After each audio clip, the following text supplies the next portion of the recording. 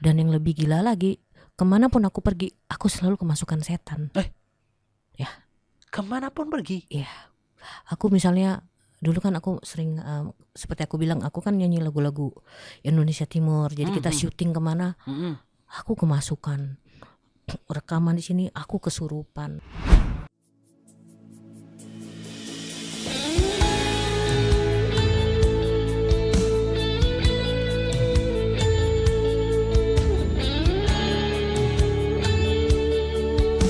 Puji Tuhan, kita kembali lagi dalam podcast Kana. Kita akan khusus berbicara soal pernikahan. Apa yang Tuhan sudah persatukan tidak boleh diceraikan oleh manusia. Yang dipersatukan Tuhan, mereka bukan lagi dua tapi satu. Allah membenci yang namanya perceraian. Selama suami masih hidup, istri terikat. Selama istri masih hidup, suami terikat. Sebelum salah satu di antara mereka mati, tidak ada yang namanya pernikahan kedua. Selamat datang Bapak Ibu, teman-teman semua dimanapun kalian berada. Biarlah lewat podcast ini semakin banyak pernikahan yang dipulihkan. Semakin banyak rumah tangga yang dipulihkan. Yang sudah punya akta cerai, KTP-nya berubah menjadi cerai hidup, bisa dipersatukan kembali dalam pernikahan yang kudus.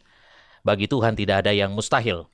Yang masih bersama dengan suami kedua, yang masih bersama dengan istri kedua, pasanganmu masih hidup, segera kembali. Karena ya pernikahanmu saat ini itu adalah perzinahan. Sekalipun diberkati oleh pendeta, pernikahanmu adalah perzinahan. Tidak semua pemberkatan dipersatukan oleh Tuhan. Catat itu baik-baik. Buat Bapak Ibu, teman-teman semuanya yang mau mendukung podcast ini, Bapak Ibu boleh mendukung dengan cara membeli kaos-kaos rohani kami. Linknya ada di deskripsi YouTube. Atau Bapak Ibu juga boleh langsung menabur ke nomor rekening yang ada di bawah ini. Saat ini aku sudah bersama dengan Tante Gege Rumokoy. Wow. Sehat Tante? Puji Tuhan. Puji nama Tuhan ya. Ya. Saat ini umur berapa Tante? Aku kelahiran tahun 73. 73 ya? Iya. Berarti berapa tuh? Oke. 51 lah. 51 ya. Apa yang Tante lakukan saat ini? Aku banyak menulis, menciptakan lagu-lagu rohani ya. Wow. Mungkin seperti Bukan Dengan Kuatku. Bukan Dengan Kuatku. Yang dinyanyikan Rani Simbolon dan Putri Siagian. Oh, Putri Siagian. Oke. Ada juga Regina Pangkarego. Seperti begitu. Ada lagu banyak. Berarti Tante ini pencipta ya? Iya. Aku sebenarnya dulunya penyanyi untuk Indonesia Timur ya. Untuk daerah Indonesia Timur. Indonesia Timur. Iya. Oke. Bisa dicek di YouTube. Oke. Tapi sekarang aku lebih ke lagu-lagu rohani. Ke lagu-lagu rohani. Oke. Berarti dulu sering manggung kemana-mana dong ya? Iya, begitulah. Kebetulan talentanya di situ ya. Ya memang Tuhan kasih di situ ya. Oke, puji nama Tuhan. Dan hidup ya dari situ ya. Hidup dari situ, puji Tuhan. Oke, puji nama Tuhan. Baik. Sudah menikah? Sudah. Oke. Ya. Anak berapa? Anakku ada 5. Oke, anak 5. Jadi dari suami yang sekarang punya 5 anak gitu. Kebetulan enggak. Kalau justru dari boleh aku cerita ya? Oh boleh, boleh. Mungkin aku orang yang tidak pernah dari muda itu tidak pernah mau berkomitmen dengan suatu pernikahan. Dari muda? Dari muda. Oke, kenapa? Jadi mungkin punya pandangan yang salah karena pernah kecewa, udah pasti itu ya Pak. Iya. Udah pernah kecewa. Dulu pernah 3 kali mau nikah. Oke, 3 kali gagal terus.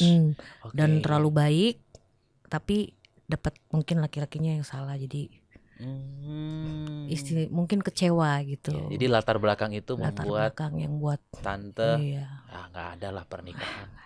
Nggak ada laki-laki yang bener. Nggak ada laki-laki yang bener ya. Ini dulu ya, maksudnya pemikiran kita seperti begitu. Ya. Ya. Akhirnya ya hidupnya seperti begitu aja ya. Tapi pacaran gitu. Pacaran. Tapi kalau udah bicara nikah kayaknya mundur Oke. mundur gitu ya. Aduh kayaknya enggak deh. Iya, jadi aku mengalami itu ya berpuluh-puluh tahun. Jadi memang sangat anti pernikahan. Iya. Bukan anti perceraian tapi anti pernikahan. Saat ini juga kalau untuk bersaksi aku tidak pernah malu gitu, karena memang ya memang itu adanya dulu gitu ya kan. Nggak pernah ingin berkomitmen dengan suatu pernikahan. Ya. Terus bagaimana Gitu. dengan Jadi aku anggap ya kita ya sayang, cinta tapi jangan minta nikah. Itu pemikiran dulu ya. Iya, memang dan itu berpuluh-puluh tahun sampai akhirnya aku dari kecil Kristen, tapi 2000 kira-kira 2000 atau 2001 salah satu anakku yang paling besar kebetulan anakku yang pertama dan yang kedua dulu tuh Muslim. Oh gitu. Ya Muslim. Oh, berarti bapaknya Muslim gitu ya? Muslim. Dia ke gereja. Dia ke gereja. Aku juga nggak tahu asal mulanya dari mana dia ke gereja. Oke. Lalu. Oh tapi berarti tidak menikah ya? Enggak. Sama yang pertama berarti? Oke. Baik. Ya, punya anak dua lah gitu ya. Oke. Dia ajak saya ke gereja. Aku bilang oke. Karena nggak pernah ke gereja, saking nggak pernah ke gereja penasaran juga kan. Tapi tante Kristen kan? Kristen. Tapi nggak pernah ke Aku gereja. besar di keluarga Kristen, kecilnya juga sekolah minggu, gitu ya kan, Kristen. Tapi ya itulah ya. Aku juga mungkin dari keluarga aku sendiri yang lain gitu yang agak ini ya. Itulah kembali mungkin karena pernah kecewa gitu ya yang. Oke. Jadi total udah berapa lama tidak ke gereja pada waktu itu? Waktu itu pokoknya anakku itu umur berapa dia ke gereja. Iya. Ya saat itulah kayaknya SMP deh, dia SMP kalau nggak salah. Dia ke gereja terus dia bilang, "Mah, ke gereja yuk," dia bilang. Terus aku bilang, "Ke gereja, ayolah." Aku juga nggak tahu ya, mungkin dari situ juga kan. Iya. Sampai di gereja aku gemeter, takut. Karena udah lama. Dan emang bener-bener ketakutan. Ya. Nggak bisa ngapa-ngapain, nggak bisa berdoa, nggak bisa ngapain. Terus aku anggap ini, maaf ya, aku bilang, aduh, nih gila nih, ini gereja apa tempat apa sih kok begini banget gitu. Kok pemikiran aku saat itu, orang kan biasanya masuk gereja tenang. Kok aku kayak orang ketakutan kayak apa gitu kan. Aku pulang, aku keluar. Dari situ aku keluar, tapi di rumah tuh sempat mikir lagi gitu ya kan. Kok bisa begitu ya, kok ke gereja malah nggak tenang gitu. Dan setiap minggu anakku selalu ajak. Setiap minggu. Ya. Sampai satu saat gitu ya, itu sampai mungkin yang di dalam aku itu bergejolak ya. Sampai aku mengerti artinya harus pelepasan gitu ya. Akhirnya aku terpanggil juga sih untuk benar-benar kenal Tuhan gitu. Karena masa pelepasan itu antara hidup dan mati gitu. Apa ya, nggak enak sekali gitu. Karena mungkin udah lama keterikatan. Iya, keterikatan. Dan setelah aku benar-benar dalam Tuhan, baru aku tahu memang seperti yang aku jalani dulu itu adalah sebuah keterikatan juga, dan yang nggak gampang banget dilepas ya. Yang hidup tanpa pernikahan itu gitu. Tanpa pernikahan itu bertahun-tahun ya tante ya. Berpuluh tahun. Dan itu tidak merasa bersalah ya? Oh enggak. Oke. Ya. Jadi setiap siapa yang ngajak nikah, enggak. Udah. Kalau lo mau nikah aja yang lain, jangan sama gue. Pandangan aku begitu dulu ya. Pandangan aku dulu seperti begitu. Jadi selalu ada ketakutan gitu. Sampai akhirnya begitu terus. Dengan ini gagal, dengan ini gagal. Dengan yang pertama gagal gitu. Kedua gagal, ketiga gagal. Yang kedua waktu aku iya. Yang kedua sempat punya anak juga. Iya, yang kedua kan punya anak. Jadi Tapi itu juga tidak terikat pernikahan ya kami sedang lagi ngurus ke gereja. pada waktu itu. Iya, sudah mau ngurus gereja. Tiba-tiba dia selingkuh dengan teman baik. Waduh. Teman sahabat dekat sekali. Ya. Patah lagi saya di situ kan. Jadi Ya. aku pikir emang udah deh. Ya. Udah enggak deh, enggak bisa udah. Nggak usah nikah-nikah deh. Mm-mm. Tambah makin ini gitu. Ya. Akhirnya begitu terus yang ketiga udah ada anak juga. Ya. 1, 2 begitu lagi keadaannya, akunya disakitin lagi, tambah lagi wah. Tapi abis sesudah itu aku udah gimana ya, emang udah bener-bener nggak percaya, udahlah enggak lah. Udah nggak usah nikah Nggak usah nikah gitu ya. Jadi tiga pria tersebut tidak pernah menikah dengan mereka. Karena aku nggak mau, memang nggak pernah mau. Tapi punya anak. Tapi ada anak. Karena aku pengen anak. Oh, dari tantenya Jadi sendiri. memang pemikiran apa ya? Ya udah memang pemikiran kita kan salah. Ya, gitu. Pemikiran yang salah mungkin ya karena kekecewaan dulunya gitu ya. Iya. Jadi ya hidupnya ya jadi salah, memang salah gitu. Sampai akhirnya aku jatuh. Itu aku memang sudah, sebelum aku jatuh itu memang aku sebenarnya sudah benar-benar di dalam Tuhan ya. Sudah di dalam Tuhan. Sudah di dalam Tuhan. Terus aku bilang, enggak lah, apa aku udah harus kayaknya terlalu bandel nih ya kan. Di situ udah mulai sadar gitu. Terus di saat aku sendiri gitu ya, aku udah punya niat, mungkin ini udah diteguran. Jadi hidup lo tuh nggak bisa seenak-enak lo aja gitu, nggak bisa ikut peraturan kayak gitu. Kalau emang lo mau sama laki-laki lagi, lo nikah yang benar. Akhirnya benar, akhirnya aku dipertemukan sama suami. Oh, suami yang sekarang? Iya. Berarti suami yang sekarang itu yang keempat? Yang nikah ya? Iya. Namanya. Yang keempat berarti ya? Oke, yang keempat. Ini diberkati di gereja ya yang keempat ya? Oh iya. Tapi aku juga milih karena aku tahu dulu dia belum pernah nikah sama sekali, makanya aku juga mau. Iya. Karena emang dari dulu prinsip kalau pacar orang suami orang. Iya enggak. Betul. Oke. Ya, akhirnya kita nikah 2020. 2020 ya? Iya. Aku pikir udah Tuhan, aku udah seneng nih ya, udah mengikuti maumu gitu. Dalam keadaan aku udah jatuh ya, maksudnya udah. Waktu nikah udah jatuh? Udah. Oh, berarti dalam kondisi pemberkatan di kursi roda ya? Iya, udah. Waktu itu aku nikah itu udah jatuh.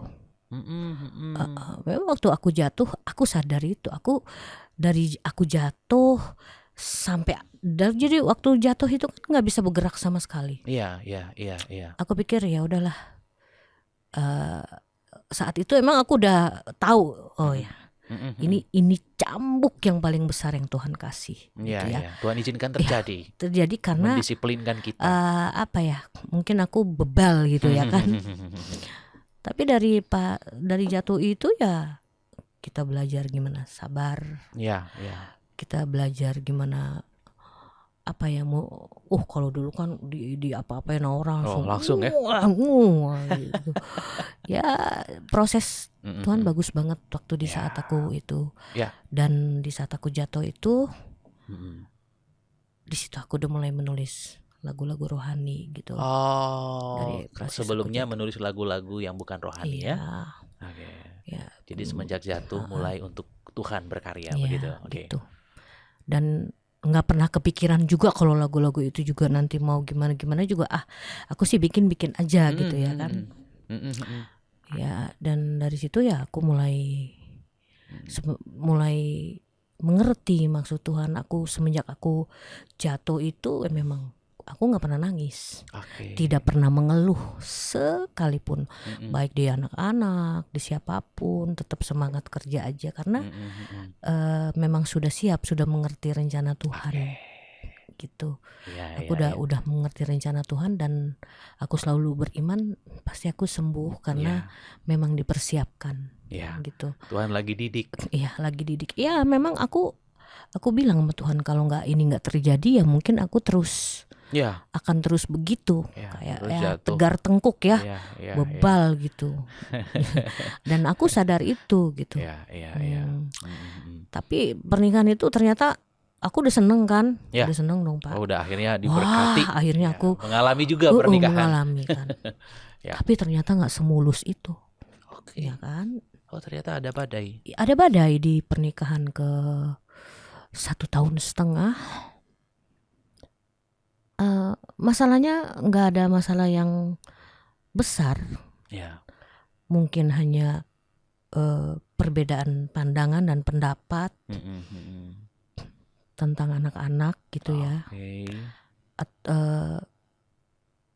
Dan aku bilang sama suamiku, ya udah maunya gimana gitu. Kalau ya dia lebih pulang ke mamanya, ya kan aku sama anak-anak. Ya dalam jadi 1,5 tahun. Jadi aku sudah berpisah ya Pak, bukan cerai, karena aku tidak pernah bercerai. Iya, bercerai.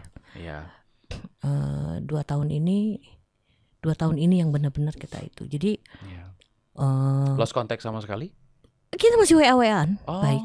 Dan aku sudah pernah bicara sama dia, maksudnya pernah WA kembali gitu kan, untuk kembali. Dia bilang udah nggak bisa. Gitu. Tapi aku bilang oke. Tapi sampai kapanpun aku bilang ya kamu tetap suami aku. Sampai aku mungkin Tuhan panggil atau kamu panggil. Kamu tetap suami aku, dan aku tidak pernah punya pemikiran pokoknya kalau sekarang mah Pak udah bener-bener nggak deh, nggak mau yang aneh-aneh, nggak mau yang macem-macem, udah selalu ya kita bertanya pada Tuhan, berdoa. Jadi begitu. Terus ya aku bilang sama suamiku, ya sampai kapan kamu suamiku? Sebelum salah satu di antara tante sama om meninggal. Aku bilang sama dia juga, mau kamu di luar sana mau kawin lagi kek, mau apa kek, terserah. Yang penting kamu suami aku, dan aku nggak pusing dengan yang itu. Tapi kebetulan memang dia juga orang yang pasif untuk perempuan, susah Pak. Makanya menikah itu dia sama aku udah di saat dia umur 48 atau 49 gitu dia menikah. Tapi memang belum pernah nikah sama sekali gitu? Belum. Sebenarnya sih prinsipnya dia sama prinsip aku dulu sama. Cuma bedanya aku pengen punya anak, dia enggak. Dia enggak? Ya. Makanya di pernikahan tante sama om tidak ada anak gitu ya? Gitu. Karena memang prinsipnya dia gitu, udah nggak usah gitu ya. Dia nggak mau punya anak mungkin ya, dia memang dulu.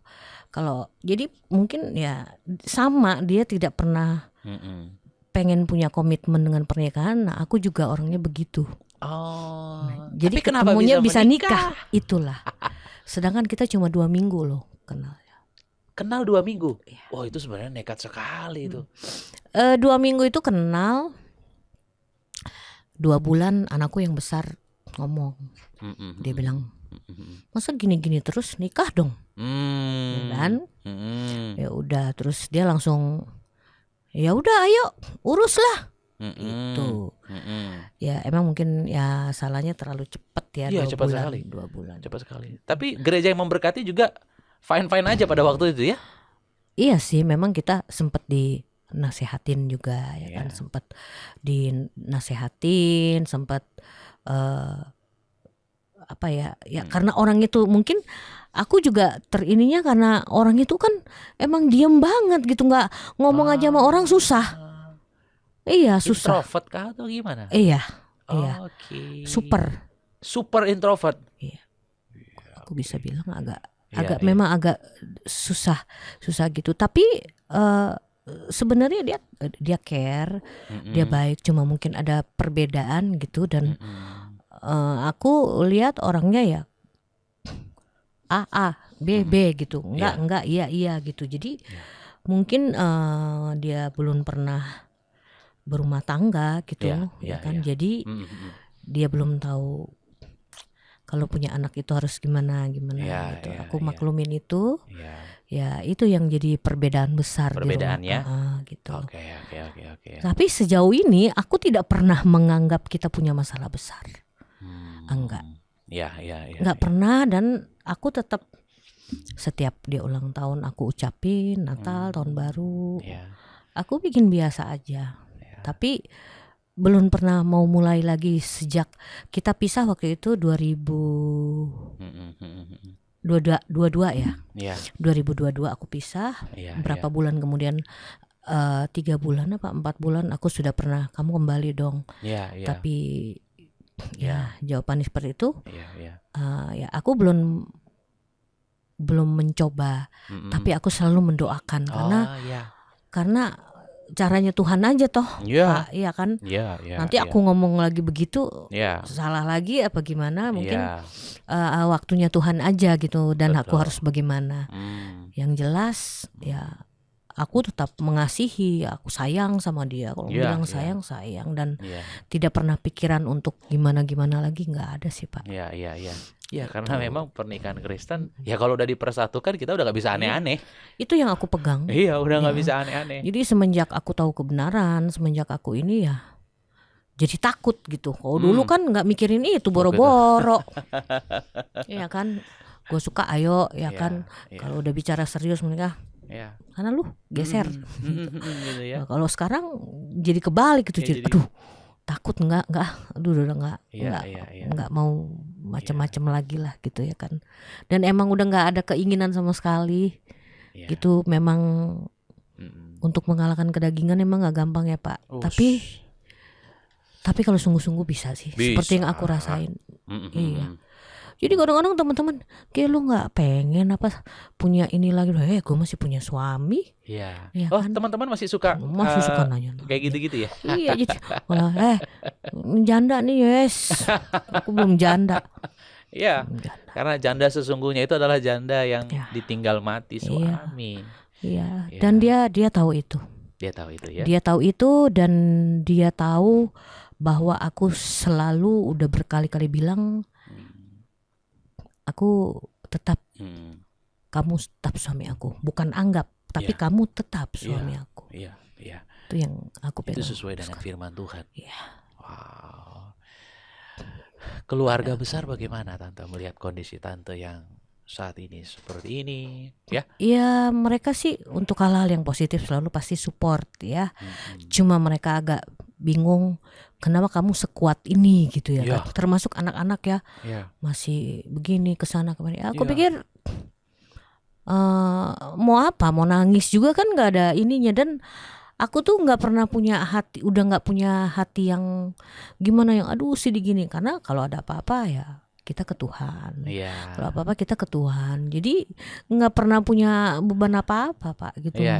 Mana masalah ya kita lari ke Tuhan aja. Jadi nggak ada ini Pak. Jadi kalau orang lihat, kok lu kayak gini, tapi kalau kayaknya biasa-biasa aja sih Ge. Kok kayaknya lu seneng-seneng aja Pak. Ya gimana dong? Lu kok kayak orang lagi nggak sakit sih, lagi nggak ini ya. Abis mau gimana? Ya kan gitu. Ya karena aku udah tahu rencana dan maksud Tuhan tuh, aku sudah tahu. Oke. Dan aku pernah dengar katanya Tante pernah semacam nantangin ada salah satu hamba Tuhan gitu ya. Oh iya, itu waktu itu gimana ceritanya Tante? Pertama aku kalau nggak salah itu ke gereja ketiga atau keempat kali ya kan. Aku tuh nggak terima gitu ya kan. Jadi waktu anakku ajak ke gereja sekali 2 kali, aku anggap nih orang gila semua nih di dalam sini. Benar Pak, ini gereja apaan sih? Karena aku kan kaget kan. Dan aku menyaksikan sendiri, loh kok orang pada jatuh semua, ini kenapa sih? Didoain jatuh. Wah nggak bener nih gitu. Sampai aku tuh berpikir itu gereja sesat. sampai seperti itu. Nggak tahu kita yang sesat kita ya kan? Aku pulang gitu, tapi aku penasaran, aku ikut lagi setiap minggu. Aku lihat orang didoakan begitu ya kan. Ada yang ya mungkin kayak seperti macam pelepasan gitu kan. Nah nggak tahu kenapa aku ngerasa ini kayak musuh nih. Ya kan, aku kayak musuh. Aku langsung tolak, pinggang aku naik ke mimbar. Naik ke mimbar? Naik ke mimbar. Wah, iya. Mana Bapak Gembala ini? Iya. Waduh. Iya. Aku Jadi nantangin Bapak Gembalanya gitu ya. ya. Jadi sampai saat ini kalau inget-inget itu aku malu bener. Malu banget gitu kan. Iya. Gitu. Sementara Bapak Gembalanya cuma nengok belum pas naik ke mimbar karena aku teriak-teriak. Teriak gitu ya. Teriak sambil tolak pinggang, Pak. Udah kayak jagoan pasar. Iya. Udah, terus aku cuma didoain aja dari jauh aku jatuh. Dari situ tapi dari situ Pak aku ngerasa kok ada yang kelepas gitu ya kan. Ada sesuatu yang ada terlepas. sesuatu yang terlepas. Ada ikatan yang terlepas begitu ya. Dan dari situ aku mengerti keterikatan apa yang harus kita lepaskan. Apa itu kutuk, apa itu. Jadi aku memang belajar dari situ ya. Dan aku belajar ya dari situlah aku rajin pelepasan. Tapi waktu dalam masa pemulihan itu nggak gampang Pak. Aku kayak mau mati gitu rasanya. Bener kayak mau mati. Iya. Setiap masuk gereja deg-degan. Iya. Deg-degan aku. Setiap masuk gereja aku deg-degan. Setiap masuk gereja aku deg-degan. Dibikin kayak orang gini. Sampai selalu dibawa sama anakku. Langsung dibawa lari ke gereja didoakan. Oke. Iya. Dan yang lebih gila lagi, kemanapun aku pergi, aku selalu kemasukan setan. Ya. Kemanapun pergi? Iya. Aku misalnya dulu kan aku sering seperti aku bilang, aku kan nyanyi lagu-lagu Indonesia Timur. Jadi kita syuting kemana, aku kemasukan. Rekaman di sini aku kesurupan. Di rumah aku kesurupan. Jadi anakku yang besar tuh bawa lari aku ke gereja jam 3 malam, jam 12 malam. Dia yang tenteng aku. Zaman dulu masih pakai taksi loh Pak. Iya. Itu aku ditenteng. Lagi keadaan kemasukan gitu. Iya, dalam keadaan aku kadang-kadang dibikin sakit ini sakit itu, bawa ke rumah sakit jantung karena kan deg-degan terus. Sampai dokternya bilang, "Bu, udah 2 kali nih, udah 3 kali nggak ada apa-apaan nih, Bu." Rumah sakit harapan kita tuh aku pergi jam 3 pagi, jam 4 pagi. Pernah. Apakah ada yang guna-guna gitu? Banyak posisi sih aku saat itu. Kenapa mereka guna-guna? Ya kebanyakan ya mungkin dulu kan aku lagi gimana ya, namanya kita masih muda. Masih gimana ya, ada yang suka tapi aku gak mau. Gitu. Jadi berarti rata-rata pria. Kebanyakan rata-rata pria. Oke. Dan itu aku alamin, itu aku setengah mati banget. Di saat aku lagi recording, lagi rekaman, kesurupan. Bisa kesurupan. Ya. Kembali lagi anak-anakku yang itu. Bawa lagi ke gereja. Jadi kemana aku pergi, nggak usah deh. Aku dulu tinggal di rumah. Ternyata rumah itu bekas yang tinggal itu pemuja setan. Waduh. Benar Pak. Ya itu sama anakku yang besar. Gereja setan gitu bukan? Pemuja setan yang bekas tinggal di situ. Waduh. Jadi dia itu di tempat itu sering mengadakan ritual untuk memuja setan. Nah abis dia pindah, aku tinggal situ. Jadi setiap malam itu aku kemasukan terus. Tuh Pak. Waduh. Sempat frustasi, saya bilang Tuhan, gak kuat. Ya capek dirasuki setan itu capek. Dan aku itu mengalami pelepasan itu bertahun-tahun Pak. Sampai bisa jiwaku tenang. Karena gak bisa tenang. Ketakutan terus. Bertahun-tahun aku pelepasan ini segala. Lepas. Memang aku kalau inget yang saat-saat itu ngeri gitu. Jadi sekarang baru bisa, aduh Tuhan, kalau Tuhan gak selamatkan aku kayak apaan ya dulu. Kalau tiba-tiba aku langsung mati gimana ya Pak? Gimana ya Tuhan? Aku bilang gitu. Betul. Saat itu gitu. Aku sekarang mikir. Jadi walaupun dalam keadaan sekarang begini, aku bersyukur karena di saat ini justru malah aku bisa mengalami Tuhan. Tapi ini gak ada hubungannya dengan guna-guna ya? Jatuh kemarin itu gak ada ya? Jatuh sampai akhirnya lumpuh tidak bisa berjalan. Sebenarnya sih lebih ke bebal kali ya Pak. Bebal ya, berarti tidak ada hubungannya dengan itu ya? Karena aku nih waktu itu udah berkali-kali dipanggil pelayanan, nolak terus. Oke. Gitu. Ya, Tuhan udah panggil. Dan Bapak tahu aku tuh eh, pas jatuh ini, pas sakit ini, 2 hari sebelum seminggu atau pokoknya berapa hari sebelumnya aku lagi mau daftar sekolah Alkitab. Oke. Sampai akhirnya nggak jadi. Gak jadi. Aku mau daftar sekolah Alkitab. Dan pas aku jatuh terus aku nggak bisa bergerak sama sekali, ya kan? Nggak bisa bergerak sama sekali. Langsung aku tanya, Tuhan kok malah begini? Aku sempat protes dan sempat marah juga kan. Kok gini Tuhan? Di saat aku udah mau melayani, udah mau benar-benar, kok malah dikasih begini? Sempat nggak terima. Jadi dulu aku tuh duduk aja nggak bisa, Pak. Oh, duduk? Ya. Duduk seperti ini nggak bisa? Nggak bisa. Berarti harus telentang seperti tidak itu? Bergerak. Tidak bergerak. Jari-jari kaki, semua kaki tidak bisa bergerak. Dan dulu waktu pertama jatuh itu kakiku harus naik ke atas. Jadi posisinya aku begini, kaki ya. Begini. Iya. Kalau aku keginiin, aku nggak bisa nafas. Gitu. Oh, sampai sejauh itu ya. Terus aku protes sampai aku akhirnya aku ngalah. Aku yang berdoa terus, pujian, penyembahan terus tiap hari. Tuhan kenapa begini, Tuhan kenapa? Tuhan bilang bersihkan dulu semua. Gitu. Yang di hati, yang apa semua bereskan semua. Ya, jadi dari situ ya itu Pak, aku proses pemberesan semuanya, mulai apa itu nggak setahun 2 tahun, nggak segampang itu. Sampai akhirnya di titik yang saat ini ya. Iya. Oke. Aku berdoa, aku mulai penyembahan. Nah itu mulai Pak, aku kok bisa ngelihat hal-hal yang Tuhan kasih karunia, yang bisa ngelihat yang. Contohnya seperti apa Tante? Ya aku kalau misalnya kayak ada orang, jadi gini, waktu aku berdoa, aku bilang gini, Tuhan, aku selama ini kalah terus loh sama setan. Kesurupan lah, kemasukan. Aku bilang aku mau melayani Tuhan, tapi aku harus bisa kalahin setan, aku bilang. Iya. Aku bilang begitu. Dan itu benar-benar Tuhan kasih Pak. Oh, jadi bisa ngelihat. Aku bisa melihat. Wow. Iya. Jadi pernah orang kesurupan. Aku kasihan kan. Anakku lihat semua kejadian itu. Iya. Jadi pas dia salaman sama aku, dia teriak panas. Panas. Karena aku udah nggak tahu mau gimana ya, aku berdoa.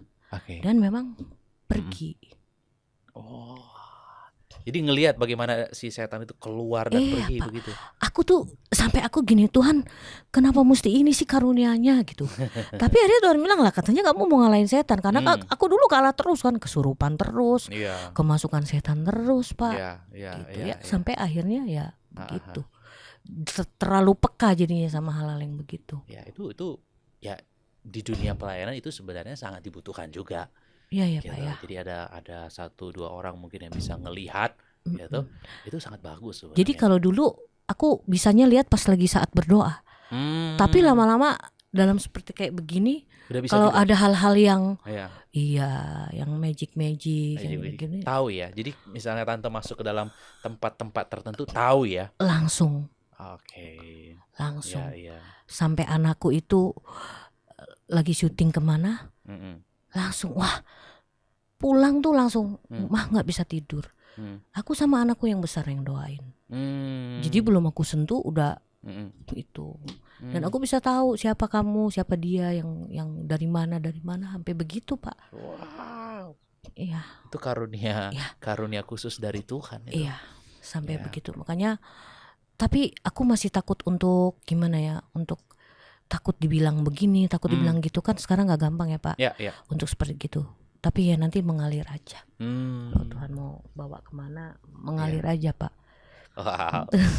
Jadi hubungan Tante dengan tiga pria yang menjadi bapak dari anak-anak Tante itu, kita baik-baik. Semua baik.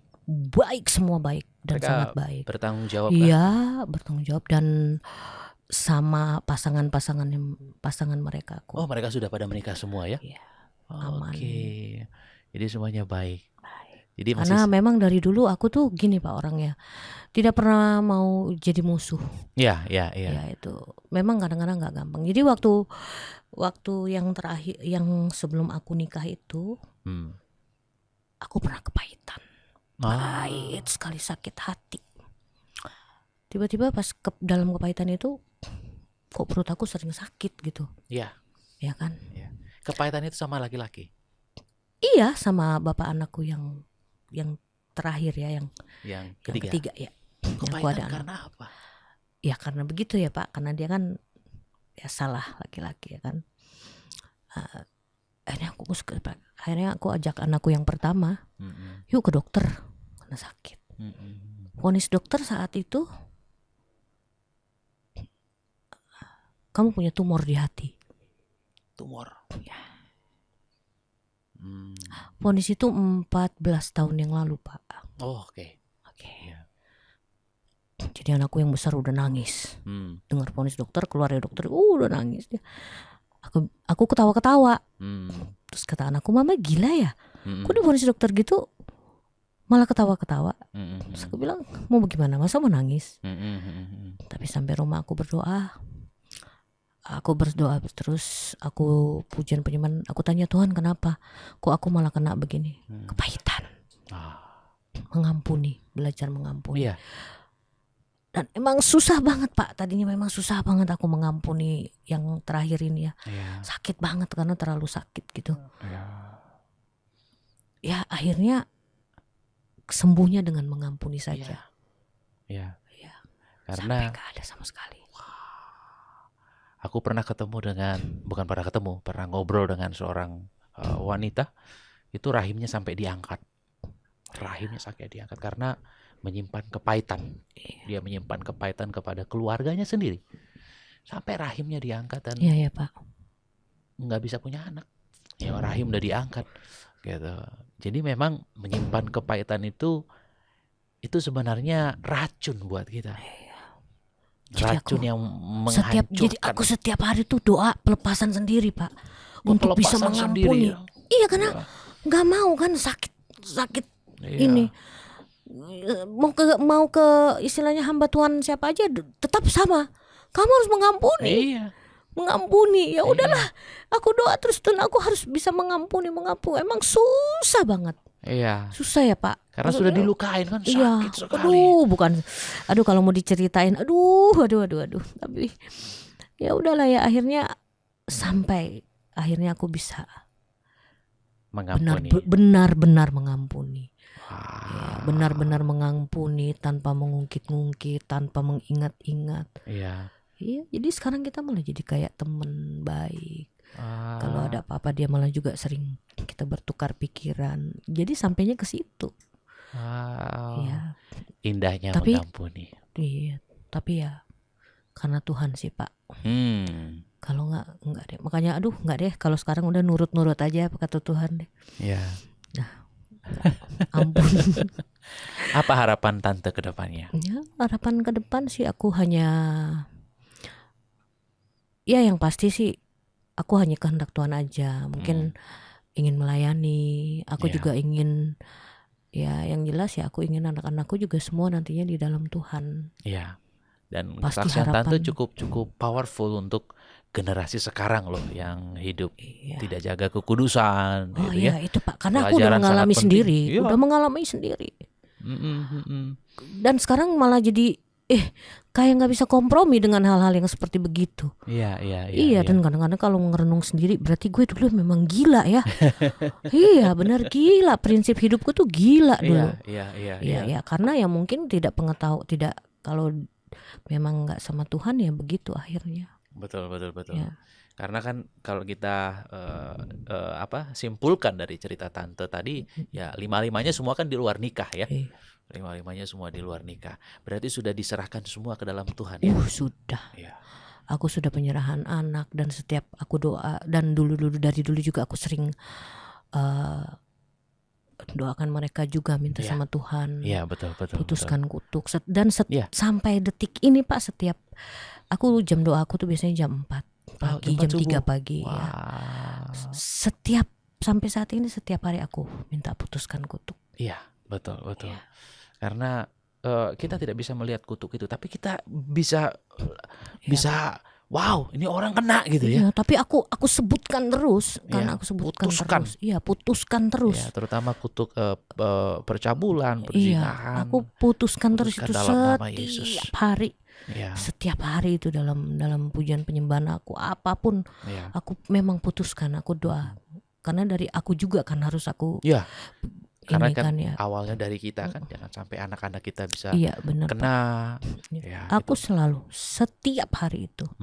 Jadi kalau aku biasanya kalau nggak jam 3 jam 4 aku udah pujian penyembahan, Ya, aku berdoa dan pasti itu ya. harus. Wow. Tapi aku percaya, Pak, Tuhan asal kita sekarang sudah benar-benar ya di jalur yang benar, Ya, nggak ada yang mustahil. tidak ada kata yang terlambat untuk bertobat. Iya, ya senangnya itu aja, Tuhan masih kasih kesempatan. Ya, Karena kan, ya. banyak sekali teman-teman aku yang Tuhan tidak kasih kesempatan. Oh, banyak. Tidak kasih kesempatan berarti meninggal. Ya.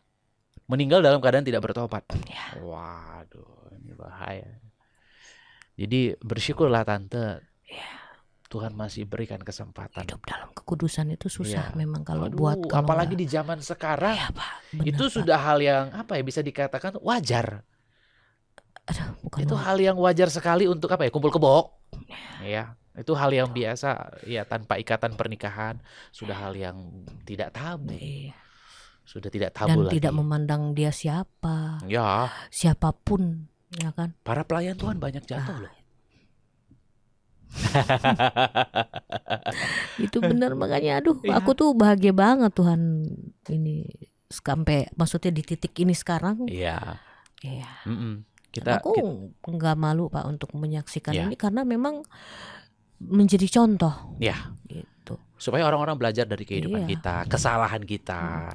Dan juga ya itu, kalau masih dikasih kesempatan, ya syukur. Yang ngeri kan udah nggak ada kesempatan, tiba-tiba langsung itu.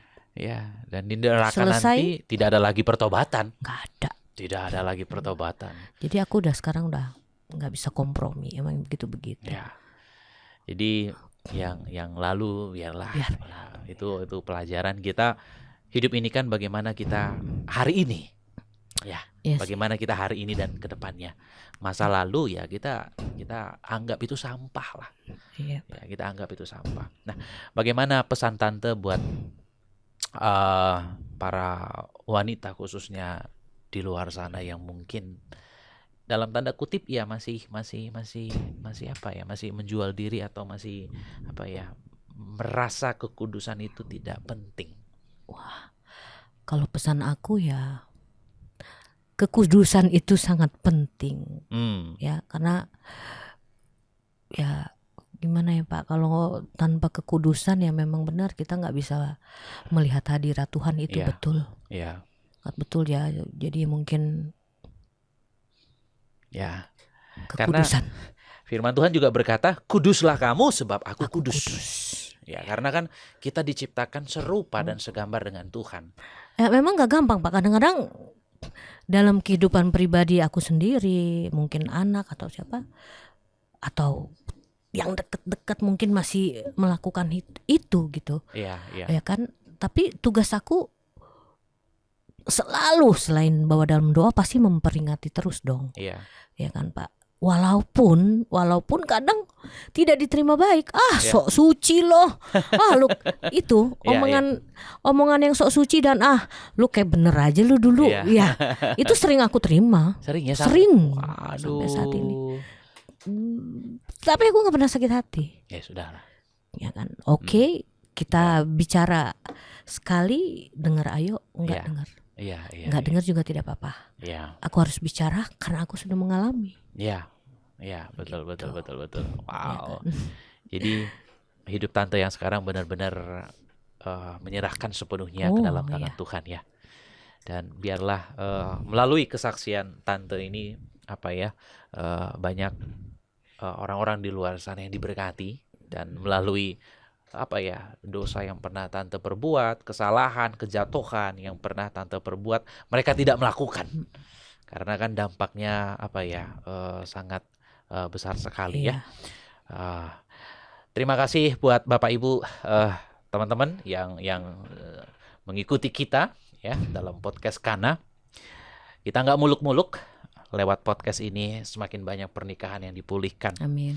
Lewat podcast Kana ini semakin banyak orang mengerti dasar-dasar pernikahan Kristen.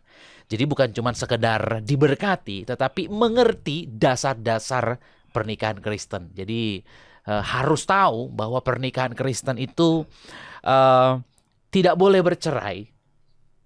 Kalau pasangan kita meninggalkan kita seperti Tante GG yang ditinggal, Tante tidak berpikir untuk menikah lagi, tidak berpikir untuk aneh-aneh lagi. Jadi buat Bapak Ibu mungkin yang ditinggal oleh pasangan, apa yang harus kau lakukan? Berdoa supaya dia bertobat dan pernikahan kalian dipersatukan kembali. Tidak bisa menikah lagi. Apapun alasan Bapak Ibu untuk pernikahan kedua tidak dibenarkan. Ya, selama suami masih hidup, selama istri masih hidup, di hadapan Tuhan kalian adalah suami dan istri, ya. Jadi lewat kesaksian Tante GG hari ini kita juga belajar kalau kita melakukan kesalahan ada akibat-akibat, ada resiko-resiko yang harus kita tanggung. Dan kalau kita masih bebal, ya, masih susah untuk diatur, masih susah untuk dikasih tahu oleh Tuhan, kadang-kadang Tuhan harus izinkan kita menghadapi persoalan yang cukup besar supaya kita bertobat dan kita kembali ke jalannya Tuhan dan sungguh-sungguh melayani Tuhan, ya. Jadi Bapak Ibu dimanapun kalian berada, dukung terus podcast Kana ini biar melalui podcast Kana ini banyak pernikahan yang dipersatukan kembali oleh Tuhan. Jadi bagi Tuhan tidak ada yang mustahil. Amin. Yang sudah punya akta cerai, KTP-mu sudah berubah saat ini cerai hidup, dengarkan baik-baik, bagi Tuhan tidak ada yang mustahil, Dia sanggup mempersatukan kalian kembali dalam ikatan yang kudus. Buat Bapak Ibu, teman-teman semuanya yang mau mendukung podcast Kana ini, mari mampir ke link deskripsi kita, karena di link deskripsi ada kaos-kaos rohani yang bisa kalian beli, atau Bapak Ibu bisa menabur langsung ke nomor rekening yang ada di bawah ini. Tuhan Yesus memberkati.